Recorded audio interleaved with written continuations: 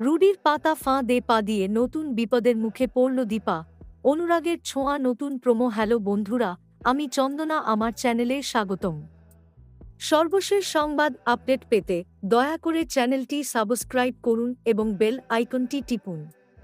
দীর্ঘদিন পর দীপার জীবনে একটুখানি স্বস্তির ছোঁয়া লেগেছে।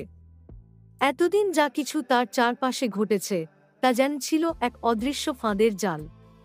প্রতিটি পদক্ষেপে ছিল সংশয়, প্রতিটি মুখোশের আড়ালে লুকিয়ে ছিল প্রতারণা। তবে এইবার সে প্রস্তুত। সে জানে কে তার বন্ধু, কে শত্রু। রুডি, দীপার একসময়ের আপন, আজ তার সবচেয়ে বড় প্রতিপক্ষ।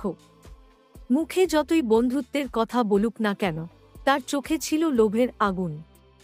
সে দীপার বিশ্বাসকে ব্যবহার করে চেয়েছিল তাকে এক ভয়ঙ্কর ফাঁদে ফেলতে। কিন্তু দীপা আর আগের মতো সরল নেই। এবার রুডি এক নতুন পরিকল্পনা আঁটল।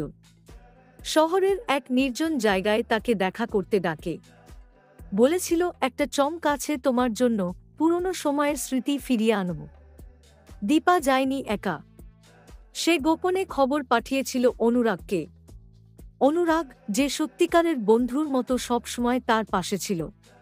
প্রথমে সে কেবল একজন কলিগ ছিল, কিন্তু সময়ের সঙ্গে তার ভরসা ও আন্তরিকতা দীপাকে অনেকখানি সাহস জুগিয়েছে। রাত্রি 10টা। গন্তব্য এক পুরনো ফ্যাক্টরি। চারদিক শুনশান, বাতাসে অদ্ভুত একটা গন্ধ।